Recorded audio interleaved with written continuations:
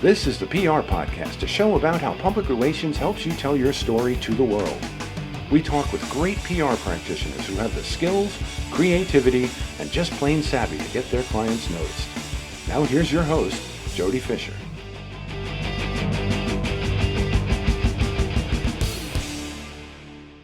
Hey everyone, and welcome to the PR Podcast. I'm Jody Fisher. Thanks for joining us. So, how are you doing? Hope you're doing well. We are taping this on a Friday, as we always do. Hope your week went well. Hope the week that you're about to go into, because as you're listening to this, it's Monday morning. So hope the week is getting off to a good start. Want to throw out a plug for all you Friday afternoon folks to a bunch of my friends who are on Twitter. They run a conversation called the PR Lunch Hour on Twitter Spaces. It's hosted by Tanya McKenzie, who is a former guest of ours. She's been here on the show, and it features a lot of other folks who have also found their way onto our podcast, including folks like Michelle Garrett, Carrie Edens, and the always insightful Molly McPherson. It happens every Friday at noon Eastern on Twitter Spaces. Just search the hashtag PR Lunch Hour and join that group every Friday for a lively 1 hour discussion about public relations, about wins, about what's going on, about fun and silly stuff. It is a great time, and hope you'll join all of us there the next Friday that you can. Now, on to the business at hand. We have a terrific guest this week, so let's get right to it. Melissa Kanter is head of communications and brand experience Americas at ING, a Dutch multinational banking and financial services corporation, where she brings her experience in creating stories and integrated PR programs that successfully differentiate brands and leading complex global companies through transformations. She also protects brands through effective issues and crises management and counsel. She combines both in-house and agency experience and brings a customer-first mindset and a passion for delivering results. Melissa, welcome to the PR Podcast. Hey, Jody, it's great to be here. Thanks for having me. Oh, thank you very much. You and I were connected by a mutual friend who we will let remain nameless, but you and I both know who she is, and she's wonderful. So I'm really glad that she put us together. We find you today in your home office, it looks like. Yep, I'm up in our attic office in New Jersey, where I've been living the past year and a half, I feel like. And we all have, right? And I'm here in the PR garage, as I call it. But we wanted to talk today a little bit about what you do at ING. And for the purposes of our conversation, we're going to focus a lot on finance here. Tell us a little bit, first of all, about your role there. Yeah, so it's actually a really great role. So ING, as you mentioned, is a large European financial institution with a really strong presence in the Americas. We have our wholesale banking business. A lot of people might remember ING from sponsoring the New York City Marathon. And as a runner, that was one of the things that attracted me to the brand. And while we don't do that anymore, we still have a really strong recognition in this market, working with companies across all sectors to give help them achieve whatever business goals they have through investing with them. And we have a really strong focus in areas like sustainability, which is really important to me.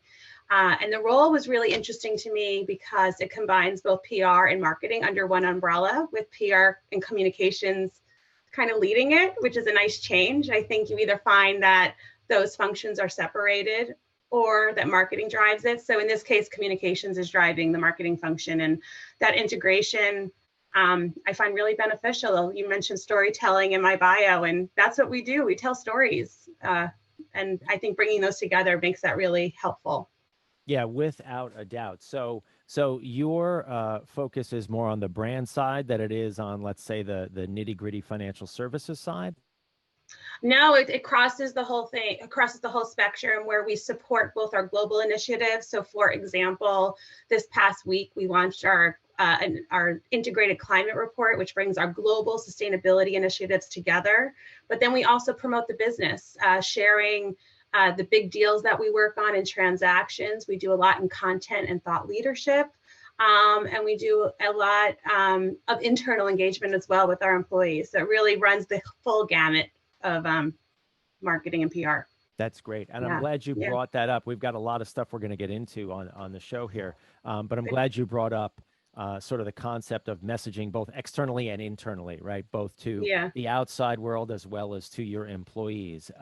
How much of your day maybe is spent on, the one bucket versus the other bucket, or are they sort of overlapping?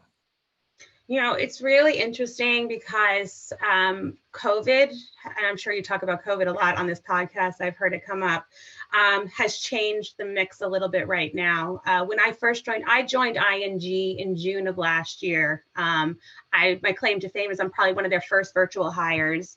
And with that, they had a big communication challenge, which many companies have had, which is how do you engage your employees during a time where everyone who used to be together all the time was now scattered. And so I joined at that time where we had to begin experimenting and engaging our employees. And to be honest, it was probably our biggest priority for, my first 8 months to 10 months there. We're still doing external branding and communications. One of the first things I did when I came on board was a brand campaign to see a brand study to see what our customers thought of us, to do some work to support that. But it's been heavily leaning towards internal engagement right now, just because of where we are, and it continues to as we figure out what our next steps are with returning to the office and new ways of working. Oh, that's a great thing to mention. So you are all virtual still? Your company is still all virtual, or a mix, or how is that fleshing out? So we're informally hybrid at the moment, where we do have people coming into the office, mostly on a voluntary basis, and have vaccinations completed, which is a requirement at ING in the Americas. But we're moving more towards what we call hybrid mode, where different groups of employees will be working different amounts of time in the office. So our front office, our bankers will most likely, be working in the office more days a week, and our support or back office staff like communications and legal and others will be coming in, 2 days a week, 3 days a week. And we're hoping to hit that, soon. Yeah, I find, at least for myself, everybody seemed, the seriousness of COVID aside, everybody seemed really jazzed 18 months ago about, hey, we all get to work from home. Isn't this great? And I think for me, at least, the shine is definitely off the apple.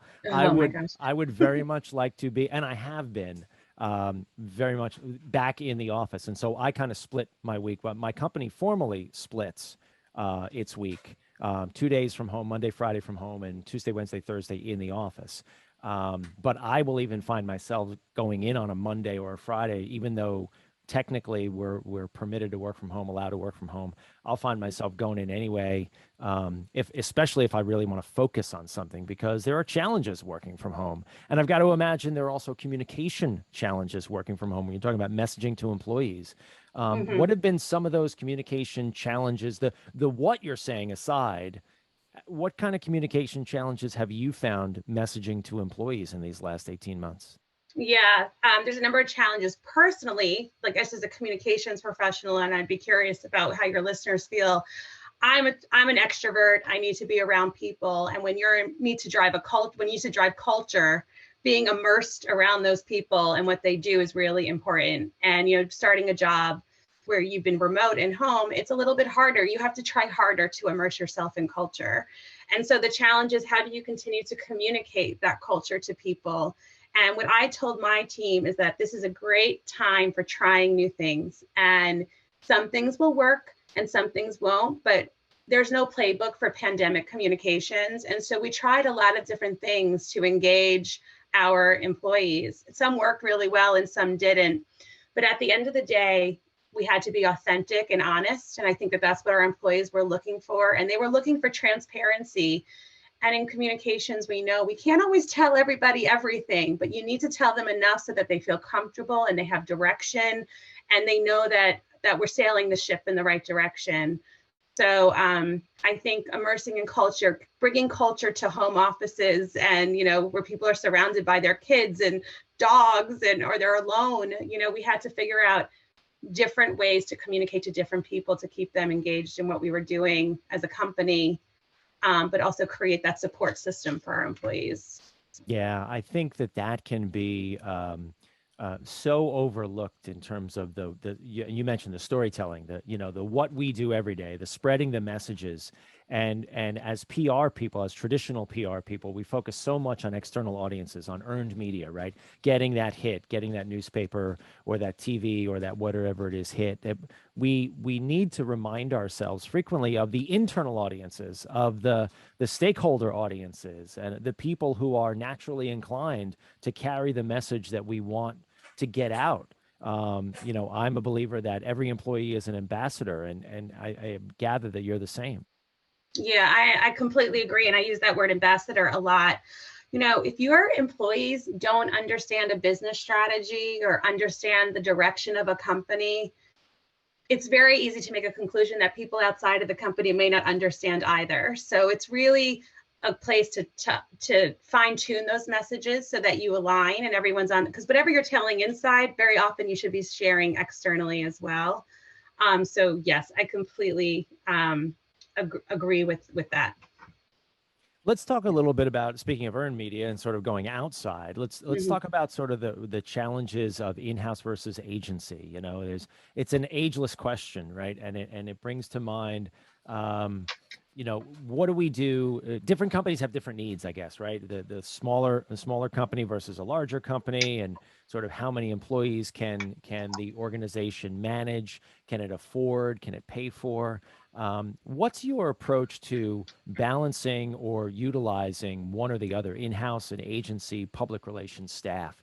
I'm going to guess that you've probably got an in-house team, but you also have an agency, perhaps? Yeah, we do. From a personal experience, I started on the agency side, and I often tell, people new to the career in public relations, rather than getting your master's in PR, get a job at an agency, because you get to see everything, right? You get to see the creative at work. You get to that see is the master's in PR. Sectors. That is the master's. This is an industry of doing. PR changes so much. It's not there's an academic backbone to it, but honestly, I learn more from my mentors and the people that I'm surrounding myself with. And agencies bring that to the table. They're on the front lines of what different industries are doing, best practices. On the other hand, when you're in-house, you can see why agencies sometimes aren't successful, because how does a management team value PR? Very often, they think PR means press release, and you're still till this day, and you're just like, there's so much more to this than that.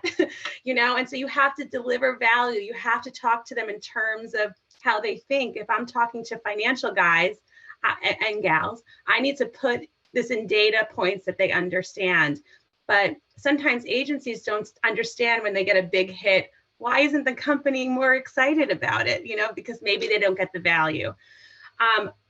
So I find bringing an agency mindset internally is great. I treat my different groups that I work with as my clients. We're reactive, we're responsive. That's who we serve, and we bring that mindset.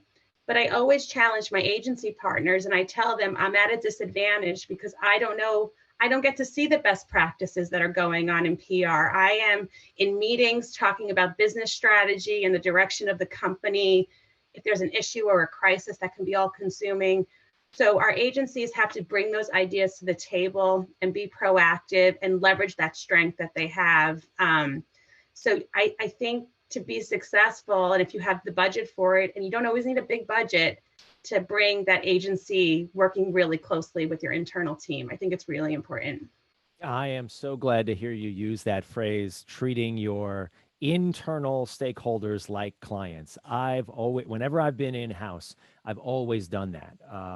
And even from my very first PR job at a university, you've got so many different departments, and depending on the size of an organization, you can have lots of different departments with lots of different objectives.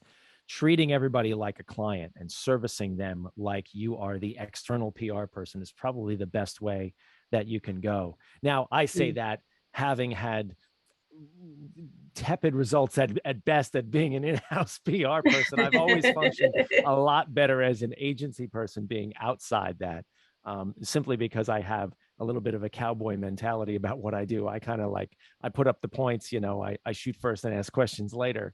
But we get the results is the important part. That's right. How do you approach working with your external agency? You started to talk a little bit there about sort of how you educate them to or maybe onboard them, and that there's that phrase onboarding, right? Really important to onboard the external agency to your organization, to teach them what you do, how you do it, and what you expect. Do you have any tips or ways that you go about onboarding an external agency? I think it's easier said than done, because I think that this is where a lot of companies fall short, and perhaps maybe agencies as well, in the sense of how integrated you really become with the team. And I guess that sounds cliche to integrate, but that really is what has to happen. I often tell I have a very small team at ING. We're small but mighty. I have really great, talented people that I work with. But I always tell our agency partners that they are an extension of that team. And so I kind of don't think of them as an agency. I think of them as part of my team. And what that means is I give them access that perhaps they hadn't had before. So making sure that they're getting information that we receive, making sure they get that firsthand, not being afraid to put them in front of executives and our spokespeople and team members, so that they get to know each other a bit more personally, so that you can build those bridges and connections. I mean, at the end of the day, we are relationship builders that we hope results in good things. So I think starting with the agency, we have to make sure that those relationships are intact. And the best agencies I work for have really strong relationships with the folks inside the company. And I'm not hierarchical. I was just talking about this with one of my colleagues. I feel it's necessary to break down silos where they exist, to give people access so that we can get our jobs done. It's not about having power or holding on to things. It's giving access so everyone can be successful here. Because it's a lot of work to onboard an agency and get those relationships in place. You have to be willing to make that investment. It's really important. Yeah. Have you seen agencies maybe do things either really well or really poorly in the process of working with a client or a company like yours?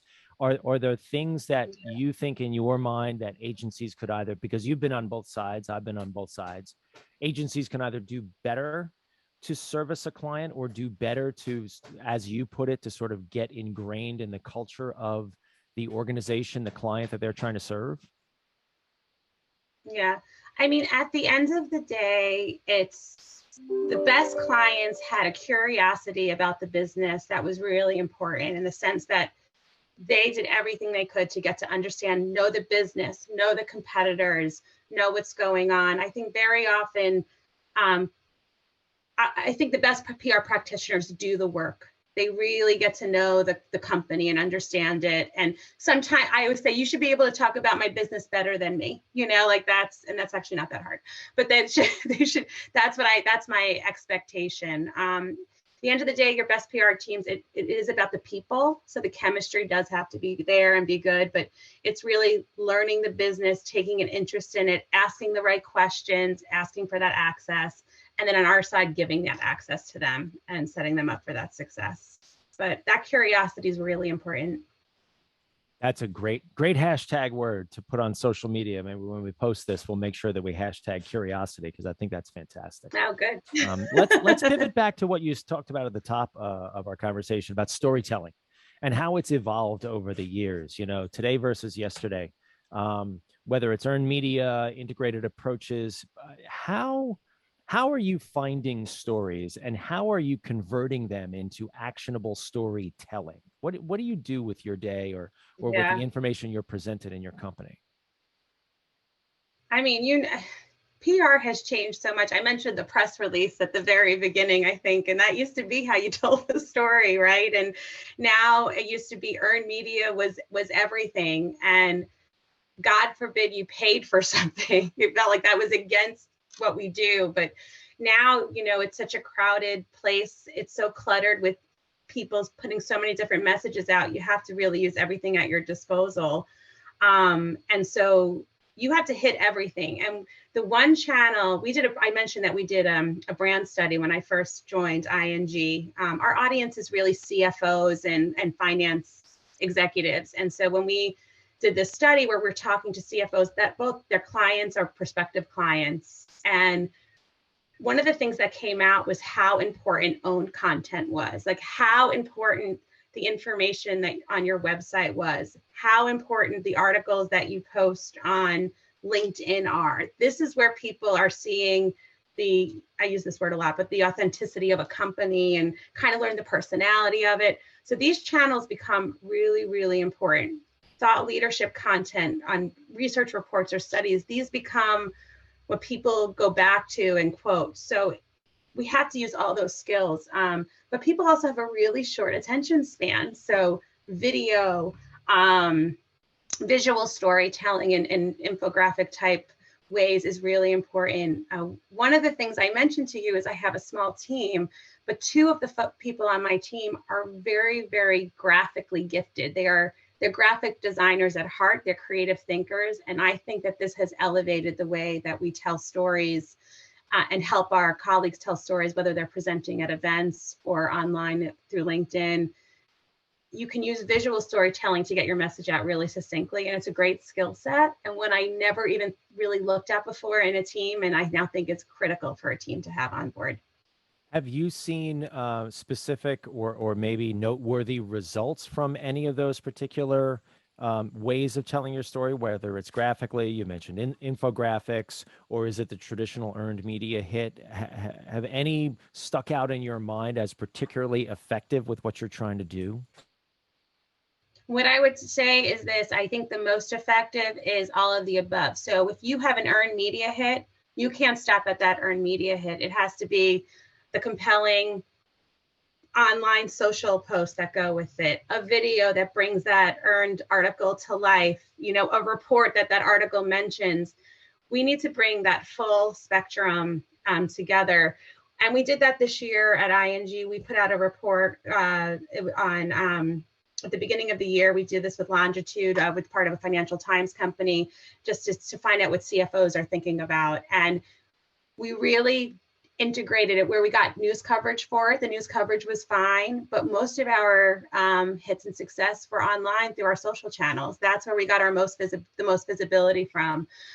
Together, bringing that all together in the aggregate, our views and impressions were much higher, and it was a much more compelling story to bring back to management to say, this is how this is working, and it's getting the views that it deserves, So. And what's been the reaction from management? I mean, are they still most impressed with the earned media hit, or do they see the value in what you just described in those other avenues of storytelling?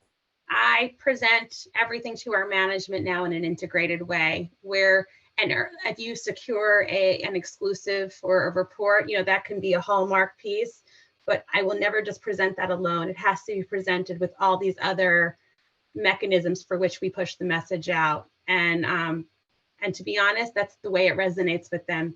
One hit, they say, oh, that's a great article. And my client talked to me about that article, but when they see it more holistically, I think that tells a more compelling story. That also probably goes back to what we talked about, talking to internal stakeholders. You're educating them. It's easy to pick up a newspaper or what have you, a media outlet, and point to something and say, oh, look, we were mentioned there. But when you're also able to point to all the other content that can be created out of that, that becomes a more compelling narrative. Would you agree? Absolutely. I mean, we're hitting it everywhere because we don't know, not everybody will see that article. We don't know. People are getting their information in different places. People digest information differently. They don't have time to read a full report. They might just want to see the short visual. They just want a little soundbite that they remember. So yeah, you have to hit it all. Do you have a favorite earned media medium that you work in? I mean, print, radio, TV. Let's set aside, owned or social. Is there one that's particularly effective for you? I'm so old fashioned. I still love a really nice piece in print. I just can't help it. It's just, that's more personal. You can hold it in your hand, right? You can feel it and it's tangible. And I still think that those outlets that are digital now, but if I get a good article in the Wall Street Journal or a great piece in a Fortune, online, and that makes me happy for days. Is there a difference, do you think, in again, talking to your management, is there a difference between the same article online and in print?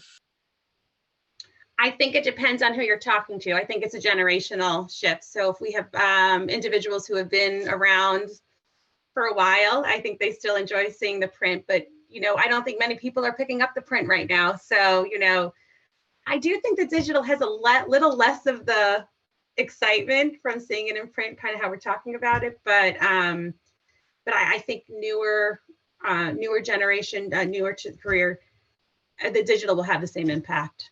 I do. Yeah, I agree with you as well. I Yeah. love just picking up that hard copy. It's all about the hard copy. That might be just for us though. Maybe it has nothing to do with the client or management. That's our success. Where is our industry going? Where is our storytelling ability going in your eyes? I think it's moving towards this complete integration. I mean, I think the agency that you work at, you talked about the advertising and marketing and comms, and my role where comms and marketing are so intertwined, but comms could be driving that. I think that's a great place to be going. Once you get the message and the story right, there's so much you can do from a marketing perspective or advertising, but comms folks are really good at that part. We're really good at getting it down to its, to the nuggets that will be remembered. Oh, this has been a great conversation. No, I agree with you. I think it's got to start with the stuff. It's got to start with the story, and the rest of it is just execution. And sometimes it belongs over here, and sometimes it belongs over there, and sometimes it belongs in the other bucket, and sometimes it belongs in all three. I think it's a matter of fishing where your fish are, right? But before you can even cast a line, you've got to understand what story you're telling and what you're saying to the audiences, and understand what audiences you want to be speaking to. Because sometimes you're not speaking to everybody. I think the Achilles heel is we need to be everywhere. Like you don't need to be everywhere. You really don't. Or if we can just get in the New York Times, well, maybe not. That may not be the best thing. Maybe it's Patch or whatever. Maybe it's your local newspaper, or maybe it's that mommy blog, or maybe it's it all depends on what you're saying and who you're talking to. We do a lot of work with the trade press because we're separated by sectors, right? So we work in energy and gas, we work in real estate, we work across many different sectors. Those trade publications, that's who our CFOs, they're reading those publications. When you're in an industry, you read the rags that go with that industry. And for us, it's a really big win when we hit those trade publications.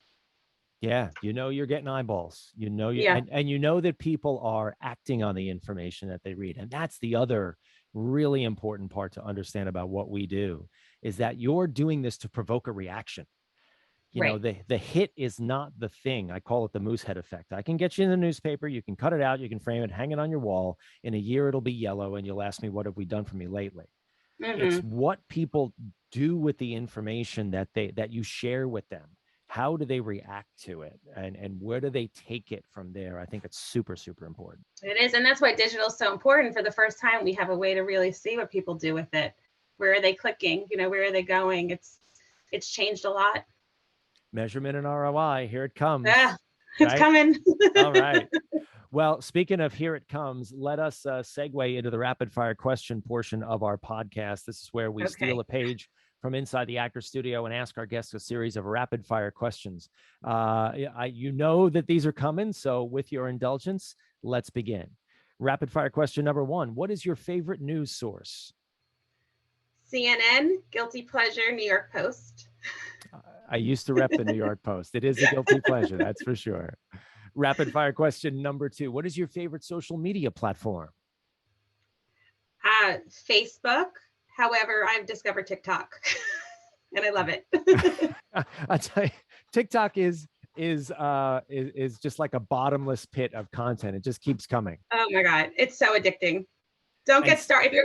Don't start TikTok if you haven't. You'll lose hours. My favorite new TikTok channel feed, where the person who's on there is a doctor who screenshots folks who are anti-vax. Oh, and her spreading all types of information. And she sits sort of side by side with them and she narrates them and debunks them as they talk in real time. It is brilliant. I wish I knew the name of it off the top of my head, but I'll see if I can post it on our social media channels. She's that's a good brilliant. one. And it's just, it's wonderful. I think she's on my feed. I think I've seen her. Okay, I yeah. also like all the Karen stories. I'm sorry anyone named Karen, but anyone who's yelling and they catch on video makes me laugh. Yes, absolutely. That and the dog and cat. Yes, TikToks. obviously. For sure, obviously. All right, back to the questions. Rapid fire question number 3: coffee or alcohol? I don't drink any coffee, and I definitely drink alcohol. All right. Rapid fire question number 4: what is your favorite on the run food? Yeah, this is a hard one. Like a turkey sub or a chocolate milkshake. Oh, like the chocolate milkshake. Where do you get those on the run? That's probably more likely. Where do you find a chocolate milkshake on the run? Where's your favorite? I mean, literally anywhere that has one, but I'll go old fashioned. It's not really on the run because you have to go to like Carvel or Dairy Queen, but any ice cream shop will do. Nice. All right. And rapid fire question number 5: what do you want to be after you finish this career?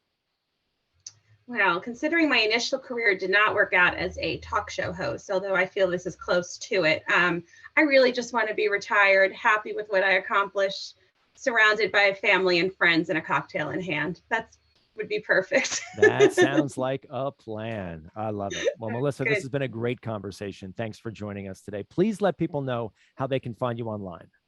Okay, well, I am on LinkedIn, so you can find me at Melissa Kanter, or you can send me an email, melissa.kanter@ing.com. Would love to connect.